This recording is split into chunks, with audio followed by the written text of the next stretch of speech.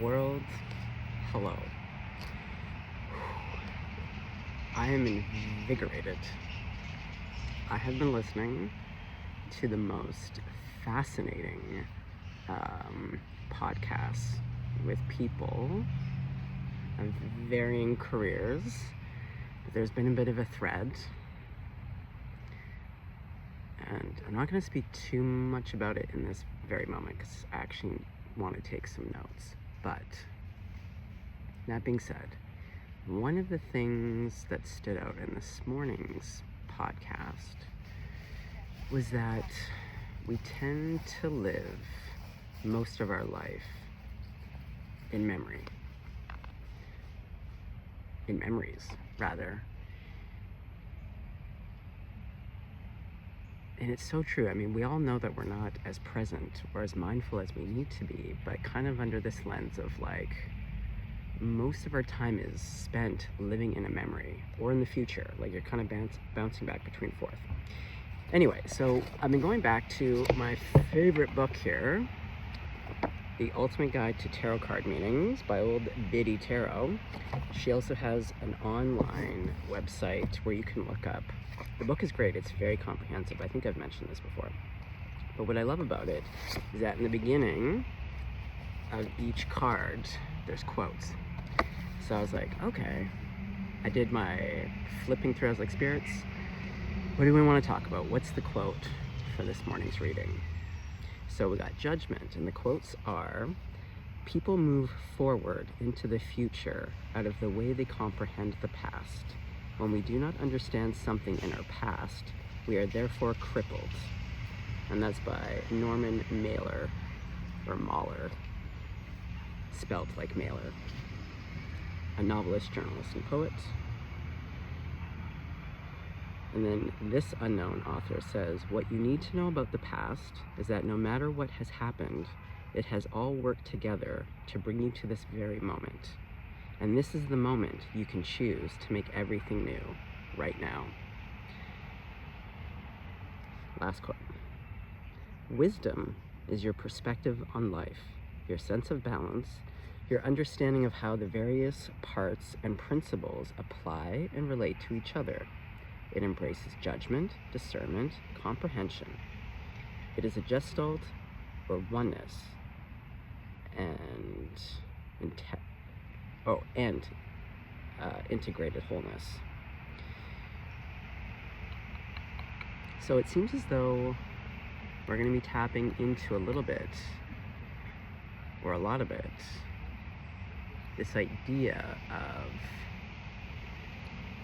there's something in the past, like, and I know we've dipped into it a lot because with love readings, our past relationships, especially our familiar relationships, they definitely seem to inform and shape all of our relationships, but especially our romantic ones.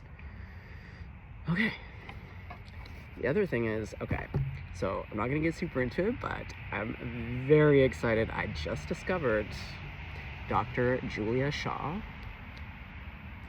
Oh, I can't, I'm so excited. I'm so excited. But literally, I think I was already about to have a career change, little known fact. And I have 2 weeks to put in my application to the university. I think I'm gonna do, well, we'll see. Classic Gemini, we won't know until the very last second. But listening to her, I'm almost an hour 3 and listening her give some talks. And yeah, I'm excited, folks. So I think there could be some messages here around how your past is dictating what is current. And also, it's never too late. It's never too late to make a new decision and to change something, especially career. Yeah. For the longest time, the last couple years, I should say, I decided to go into speech pathology, linguistics, to become a speech therapist. But then some of the documentaries that I found the last couple days were on linguistics who went to criminal linguistics, studying the language of cult leaders. Now, as mentioned, Pisces girlfriend, that dissolution came about because of a cult leader. And then I threw myself into years of research into cults because it really impacted me. Like, really impacted me on so many levels, because also this cult leader, this spiritual teacher, was someone that, because of my relationship, I also started to learn from. But because of Julia Shaw, I'm now, and psychology, I have gone to become a psychologist a few times now. I've applied, I've considered it, just like law. And because of Julia Shaw, and it's so funny because she originally was going to art school to be a painter. And it was her grandfather that was like, I think you should reconsider. There's many fascinating parallels. Also, she's a strong bisexual. I've said it here. If you're new to the channel, you might click right off. I don't care. I'm a strong bisexual. She wrote a book on it. So interesting. She tickles me. She has a seat at my table. She's Canadian. Okay, let's get into it. Julia Shaw. Okay, what deck do we want to use? Let's get out the Kimmy K's. All right. Grandmama. Grandmama. The desert. Okay. Well, we do see a hand reaching. And it's reaching for the moon. The moon always represents the maternal, things not seen or things being revealed, but it's also emotions. The desert is arid, probably lacking in emotion. Ooh, the lover. Here we go. Buckle up, buttercups. Here we go. All right. I am seeing the river, and I'm hearing Bruce Springsteen's, I believe the song is just called The River. Is it not off of Nebraska? Do I want this?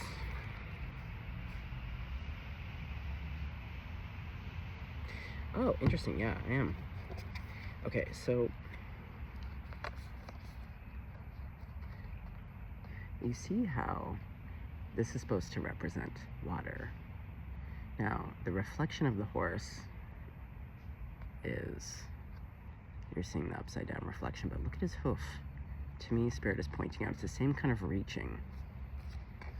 Oh, do we have a lover? Well, we'll figure it out in a sec. Is there one side of you that is either really analytical and dry and unemotional, and yet you have this very emotional side, an aspect to yourself that is also like reaching out? Is this about balance? Because the lover could also be seen as Gemini, like the Lover's card is ruled by Gemini, which is duality.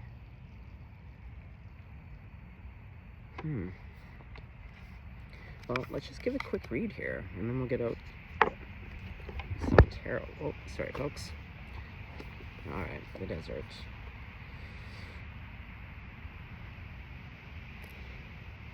Yeah.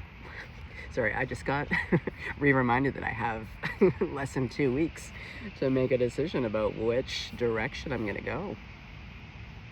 We don't know. We don't know. Only I will know. It'll be right down to the last second, I can tell you. Oh. The desert, where are you? There you are, 137.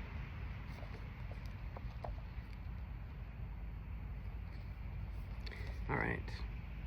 The drought, the wasteland, the badlands. The desert leaves us disoriented, desperate for direction, grasping for meaning, longing for solid ground. For endless miles, we are confronted with a lack of clarity and existential dread. We are thirsty, hungry, pleading with life to get back to normal, to become animated by the simple pleasantries of day-to-day life. The desert offers no such comfort, and all must pass through it.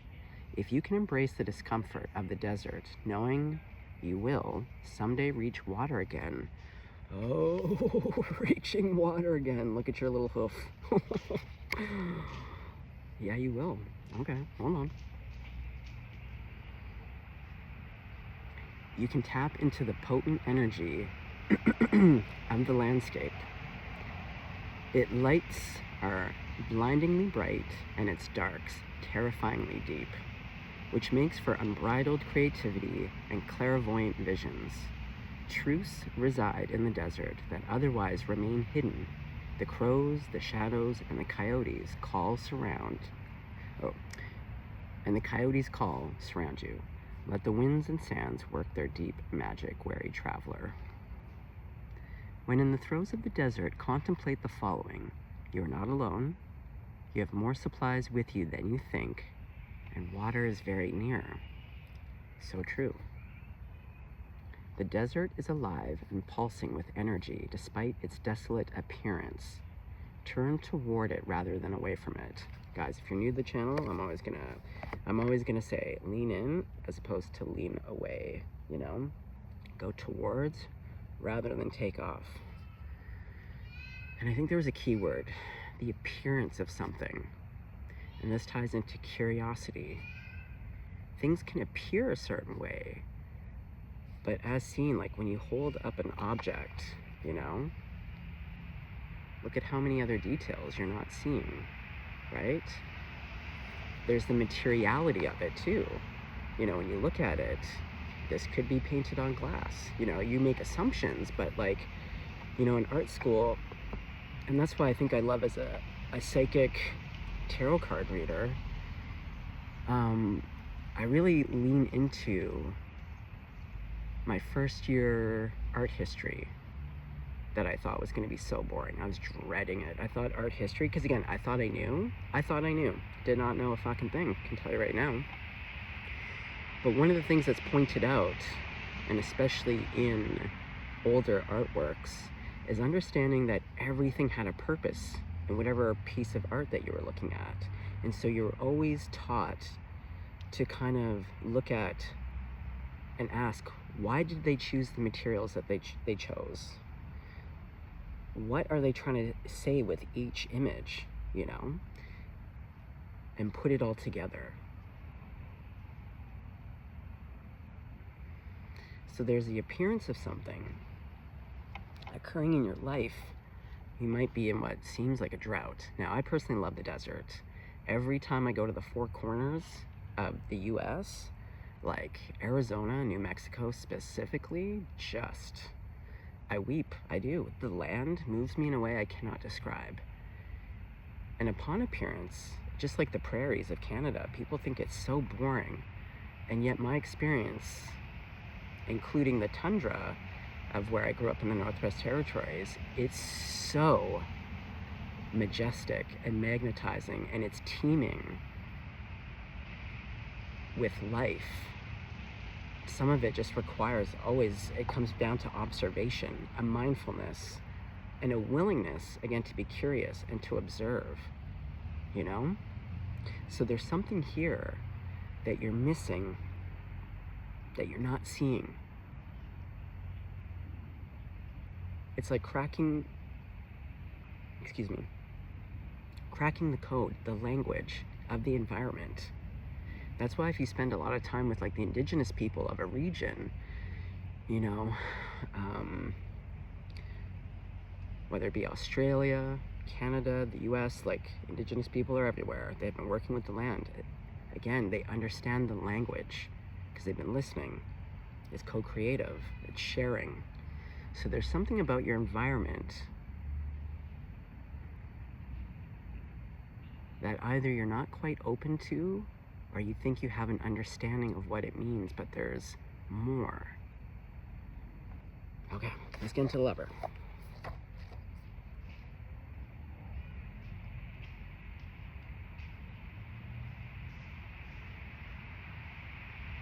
$95.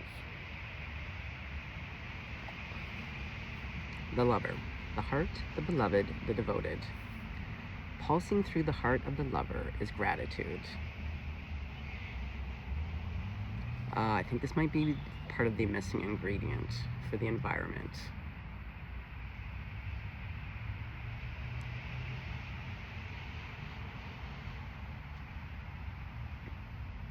Suffice to say, it can be really challenging when you are in environments or surrounded by people, places, and things that seemingly are, have left you bereft. There's not a lot of sustenance. Like in my own case, I've been kind of sharing my own processes and demonstrations of like co-parenting with someone who has what I believe truly to have NPD disorder, and untangling generational family trauma and how, again, both inform each other. But I've also said that now, close to 5 years into this process, I have way more gratitude because I am a completely changed person. And I have learned things about myself and my capabilities and who I want to be in this world. And I could never have arrived here unless I was placed within these incredibly harsh and what has felt to me like very depraved kind of moments, behaviors, and circumstances. So I'm not trying to downplay the lack of gratitude, because when you're in it, whether it's poverty, injustice, it's really hard. Like, again, I'm not trying to minimize, but this and that can be true. It can be really unpleasant, really terrible, but what can also be true is that we're really extreme in our thinking, that if it's just this, then it's just this. And my experience is continuously showing that this and that are true. You're always existing between these two states. And there's always something to be grateful for. Always. If not a million reasons to be grateful. It's just the lens in which you choose to look. Okay, hold on. The lover appreciates and experiences the world through the senses, reveling in beauty, song, art, music, sense, and sensuality. This energy awakens at the tip of our tongue when we taste the sweetness of honey, kiss a lover, or speak gentle words to a child. The lover lingers in foreplay, aroused not by the getting there, but by the slow merging of self and other. This energy is usually experienced for short periods of time, as in order to feel it, we must be fully present and awake, with no exceptions or rules about what we should be. Rather, the lover is in awe of what the world presents, reveling in the glorious details, grateful to savor every last drop of life's offerings. When you hold someone's gaze for several moments, you'll feel the lover within you awaken. It is common to seek the lover in another. The true gift is finding the lover in yourself. Truth. Or at least that's been my experience. The lover archetype is present everywhere, not just where conventional forms of pleasure and beauty are found. The lover's awe is unconditional. Okay, let's get on to that river.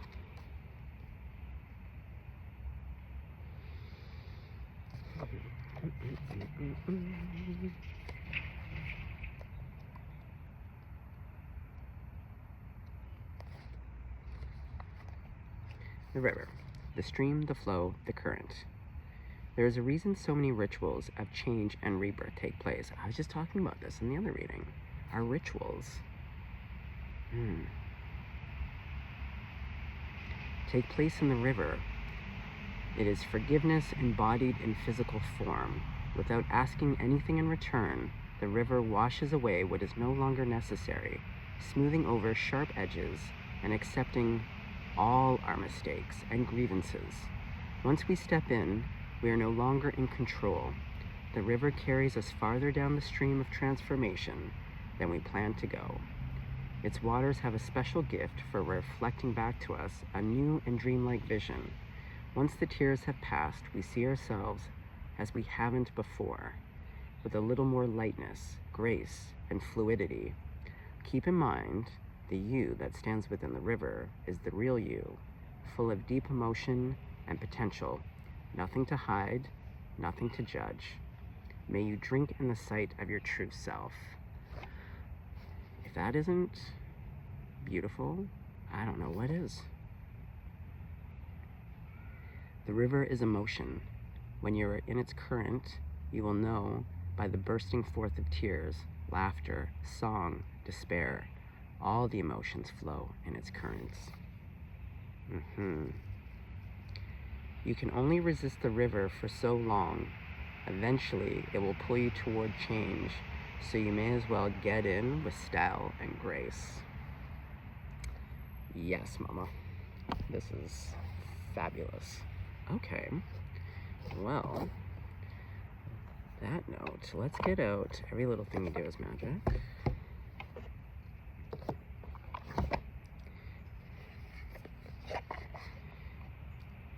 Now, maybe not for all of you, but for a good chunk of you, I am feeling that it's a particular emotion that you don't want to step into. And this is what's causing that duality. For some of us, it's anger. For most of my life, I was afraid to feel most of my feelings, but that's because I grew up in an abusive household where we were punished for having any kind of emotion other than pleasantries.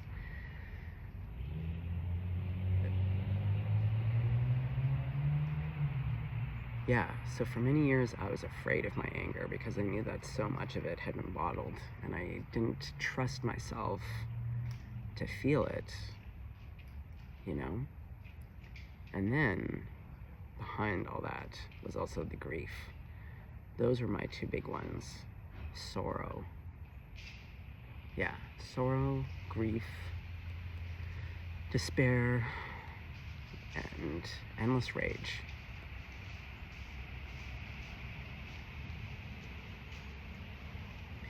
So, because our past dictates where we're at and informs, this would be a good opportunity to ask yourself, like, what emotions am I uncomfortable with? And that can even be with, like, the people around you. Because I wasn't good at crying and expressing my grief and my sorrow. I definitely was uncomfortable for many years with people who would emote. Like, people who would just openly cry. And because also we were punished in my household for crying, it created, for a long time within myself, sometimes disgust.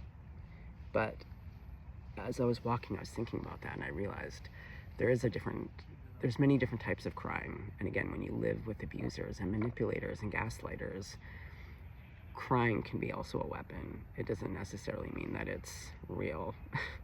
It can be a weapon.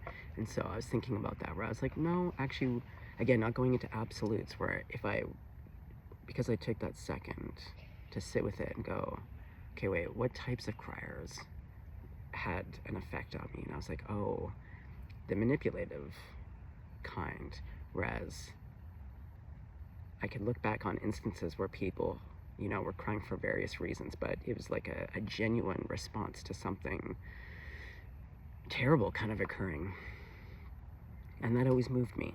So again, there's something here about, like, not getting into the absolutes, being able to observe the past. And this is why your emotional barometer is really your compass. It's gonna tell you where you need to look, because wherever there's discomfort, or where you're like, nope,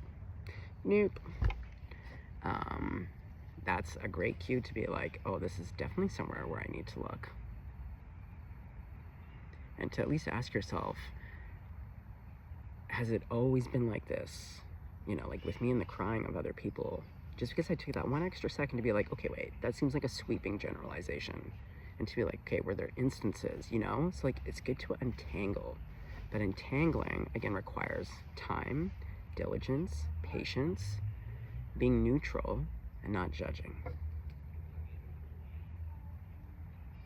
Ooh, got that High Priestess on the bottom. Looking gorgeous. Okay. All right, Grandmama. God, Jesus, Grandma, Buddha, Archangels, all ascended masters, all of my benevolent ancestors, anyone that you work and pray with other than the devil. Well, let's go, Daddy-o. Exactly. The Two of Pentacles. It's this duality. See, look. This little sea turtle on land, but needs to get to the water. And look at the swell of those waves. The swelling of emotion. Hold on, I gotta turn on my brightness here. What's going on? Oh, that's a bit better. And look at his little face. To be honest, he's kind of looking grumpy as shit about it. Yeah, and look at the direction he's facing, the past. Okay, so this is really around your past feelings. In the last few readings, we've had a lot of mother mummy stuff come up. We're just our caretakers. You know, and I get it. When you've really lived a lifetime of going through stuff, a lot of times you're just like, you know what, I just want some peace. But here's the thing, anything that's not addressed, she's gonna come back up. She will always come back up.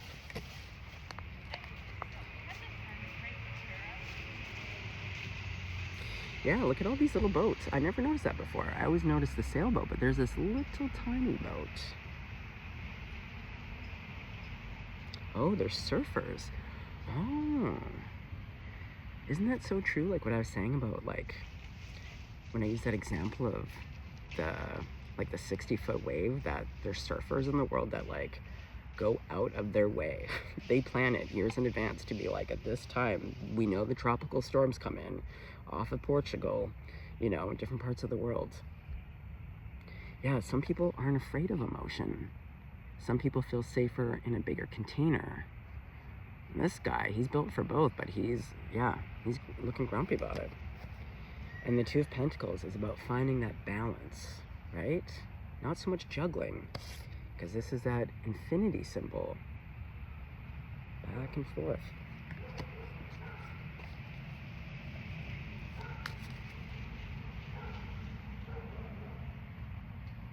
Okay.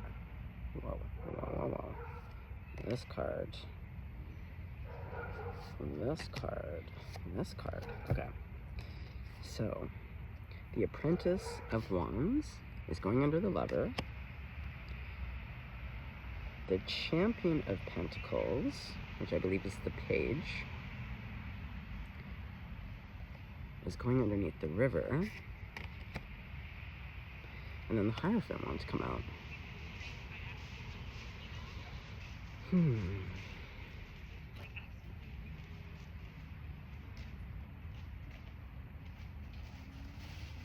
Well, there's definitely something here around desire. And desire is an emotional expression. One where there's usually like levels of excitation. So because I'm seeing this division of like, you might be finding it really hard to find pleasure. And that can include sexual pleasure. But going back to like what I was saying about nourishing, like cooking for yourself.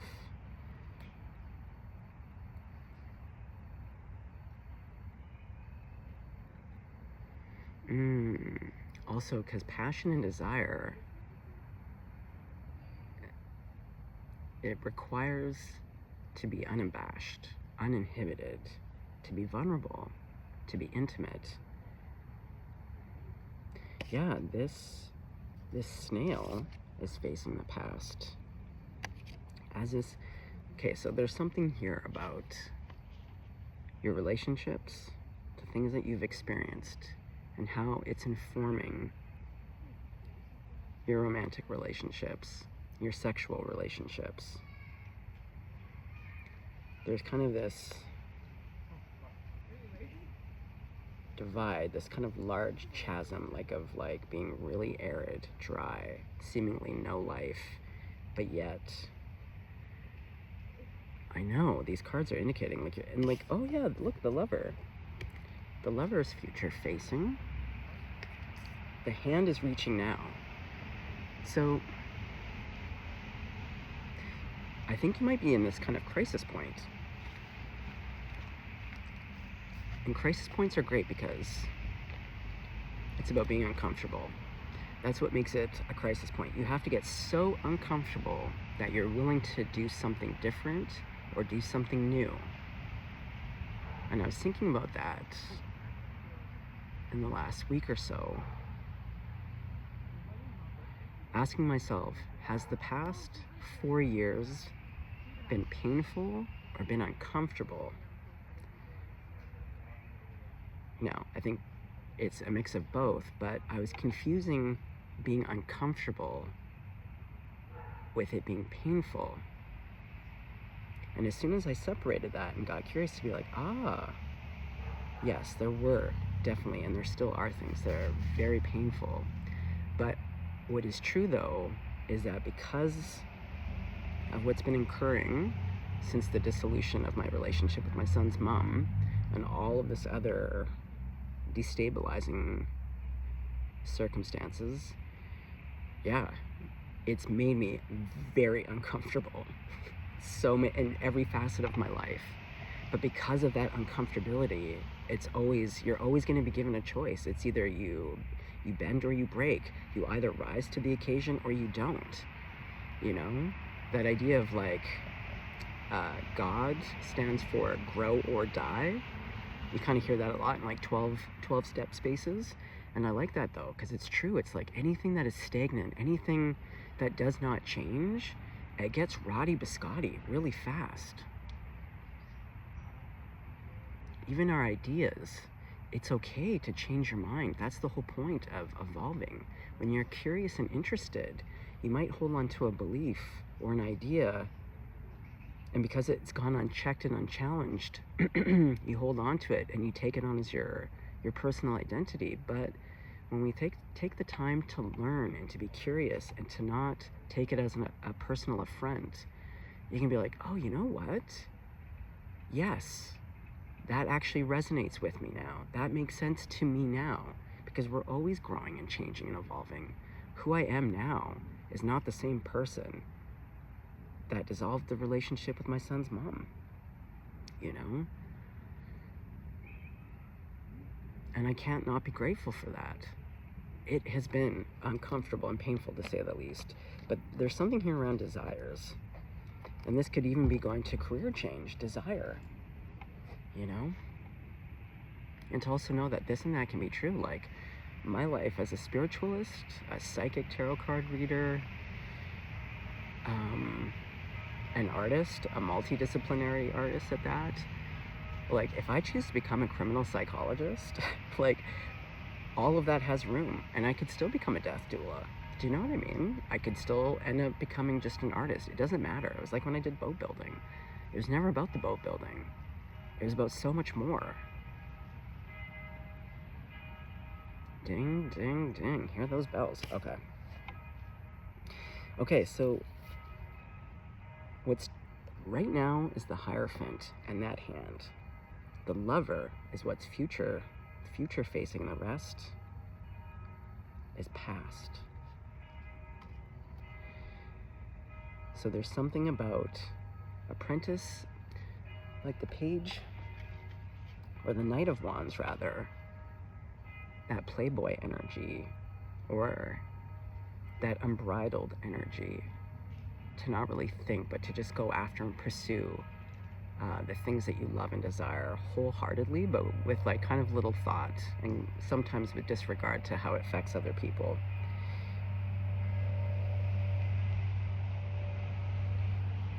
But yeah, I would say that there's something here around your desires, even if it's just creative. Like, what excites you? There's something about your emotional spectrum right now that you've really segregated, or it's very black and white.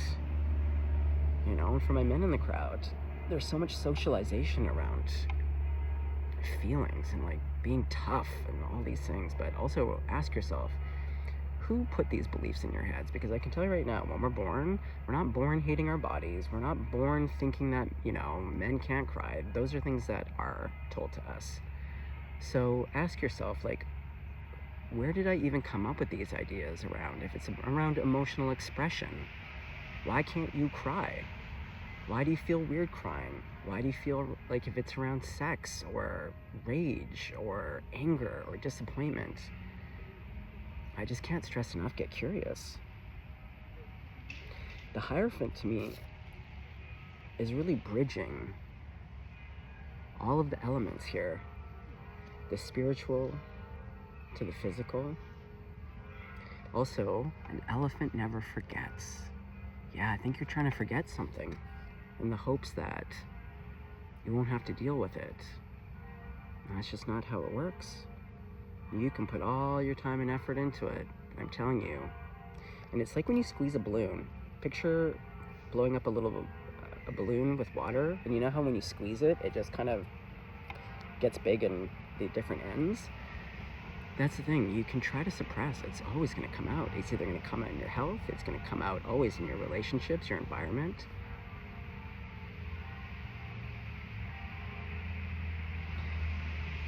For some of you, it may be getting caught in that loop.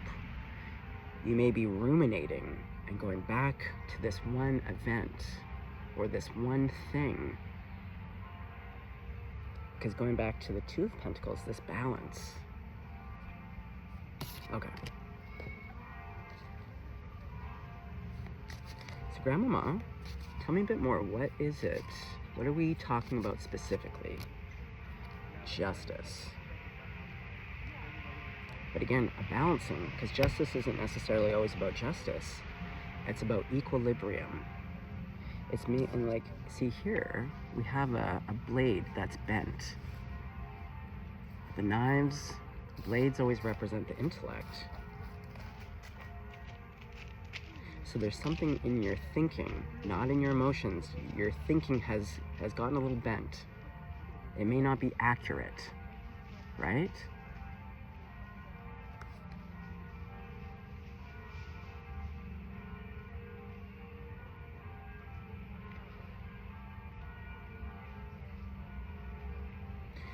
And we see here, we see the curtains.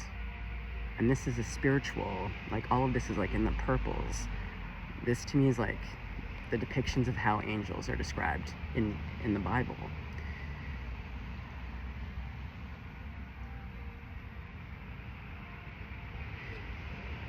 Looking behind the veil, looking behind the curtain. Again, not being afraid to ask. Part of our problem is that, again, we're so conditioned to be afraid to just ask questions. Even in spirituality, to challenge. I will always say this, do not take my word at face value. Challenge, disagree, don't give your power away. Do you know what I mean? And by challenge, again, I'd go back to being more curious. Challenge is good too, because again, there's so many power-hungry people. And going back to cults, one of the first things is to look for in any kind of group mentality is like, are you allowed to ask questions and to challenge the status quo? There's nothing wrong with asking questions. And that should be the same for yourself in regards to your own life. What questions are you afraid to ask? What are you afraid to know about yourself or about others?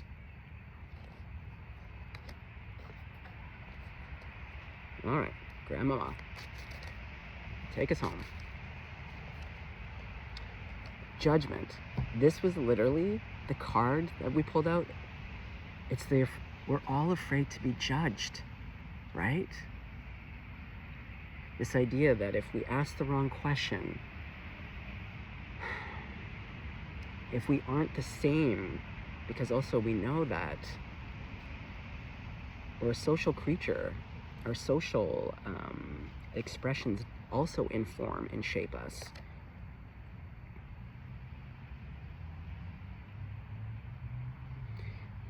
And there's also something here with this coffin, like when we begin to ask ourselves those real questions, even within our relationships, asking ourselves, am I truly happy with who I am in this relationship or in this job? Because then it reminds us that only we are accountable for our lives, our happiness. Are you a bystander to your life? Or are you the captain of your ship? Your fears are really going to inform you about so much of what's happening. And that includes fear around joy, right? Fear of pleasure, fear of getting the thing that you want, fear of success. A lot of those fears actually are way more common than like the other ones. Like, so many people self-sabotage, including myself, because of fear of success. A fear of truly having something that's important to you. Let me just go back to the judgment. World judgment. The world.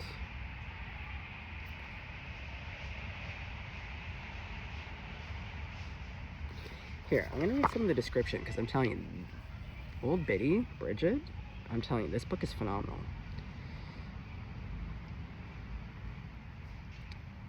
In the background, there are huge mountains or even tidal waves, which signify insurmountable obstacles and the impossibility of avoiding judgment.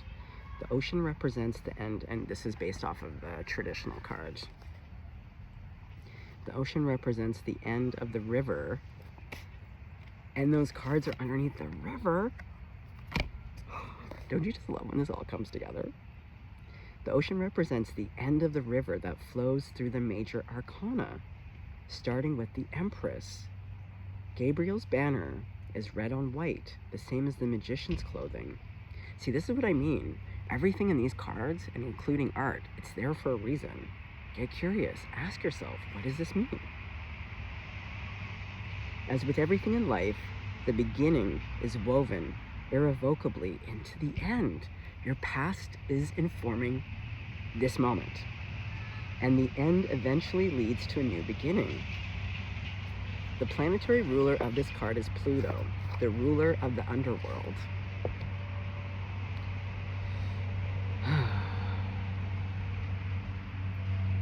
Okay, you know what? I'm just going to continue to read the general because A, we can learn about this card together, but there's something here for you. Hold on, let me have a sip of water.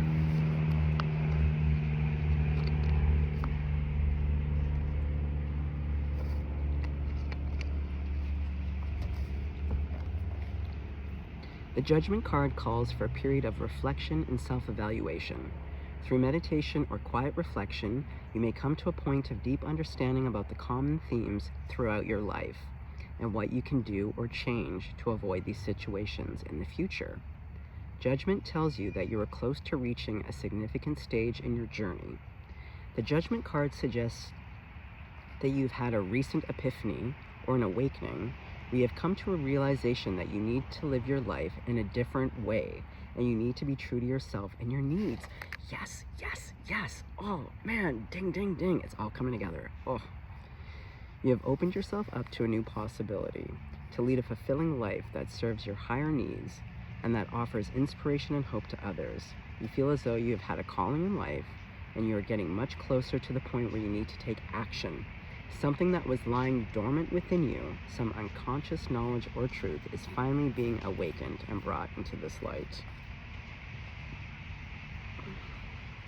Okay, hold on.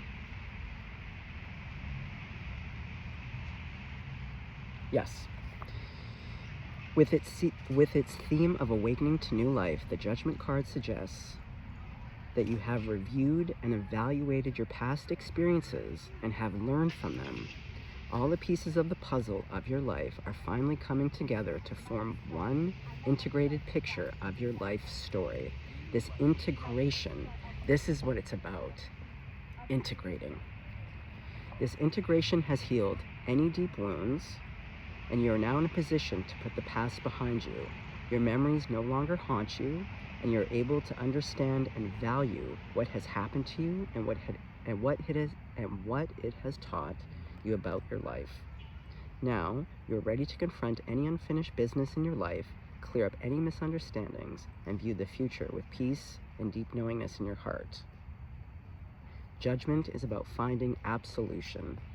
Through a period of self-evaluation, you will feel cleansed of your sins, wrongdoings, and mistakes, and you will finally be released from your guilt and sorrow about the past. This represents a wonderful purging process and will leave you feeling refreshed and ready to take on any new challenges. The Judgment card often indicates that life-changing decisions are required, but unlike those associated with the Logical Justice card, what did I say? Oh, guys, I could just scream. You know I am. Oh. And we saw the bent sword, I'm telling you. Oh. These decisions require a delicate blend of intuition and intellect. Yes. Oh, fuck. You may be at a crossroads, aware that any decision that you make will bring about significant change. The choice can be an obvious one, or perhaps the only viable one. You know that this choice must be made, and you are facing it with maturity and level-headedness. Your judgment is impeccable at this time. You can trust it completely and know that you are on the right path. If you still require clarity on the situation, look to your past experiences and life lessons, which will guide you on the right path. If you have endured challenges in the recent times, then the Judgment card suggests that you may have some respite from these challenges. In fact, you might find comfort in sharing your experiences with others and healing within a group environment. I did just say the 12 steps. Lots of support groups, doesn't have to be a 12-step model. The key here is that there will be others who have experienced something similar to you and who can show you the way to freedom from your troubles. Let them guide and help you. Guys, this is why I believe in the demonstrations. To be honest, and I've shared this before, I spent more than half my life in a 12-step program. I was 12 steps sober for, that's a whole other subject, but I love the 12-step model. I think with anything, there can be some areas that are problematic in our language. Whatever, that's a different subject. But overall, I love the idea of holding space for people to share exactly where they're at. There's no judgment. Technically, they're not supposed to be, because there's not supposed to be cross-talking and there's not supposed to be people there to like offer an opinion. But it's about holding space for people to just be who they are in that moment, to share what's going on for them. You don't have to know the solution. You start with honesty and you say, this is where I'm at. This is what I'm struggling with. This is what I don't understand. These are the feelings that are overcoming and overwhelming for me. I don't see a way out, but what I trust is this process. Oh my God, guys, we're nearing an hour. I could just scream. There's so many things I could talk about. I'm so excited for you, truly. Okay. I'm gonna leave it there. Food for thought. And because this is tying into so many other things that I just was listening to in all of these podcasts and like, oh, so thrilling. We'll have some more discussions on this, but I think that's a great place to start. Things to consider. Even just starting with that, right? Just to be like, is it possible? Play the what if game. What if? What if this were right? Or like, what if there was truth to this? Or what if I did change careers? What if I did end this relationship? And then at least just pay attention to your body. Like, see where there's a freeze response. See where you're like, and then to allow it to be like that. But then again, approach it with curiosity, wanting to understand it without judgment. Oh, can you tell? I'm thrilled. And now I have to kind of figure out my life a little bit. I have to go for some more walks and pray on my own life to be divinely guided, to really think about if I'm going to make this big leap into what could be 6 to 8 years of education going into my late 40s.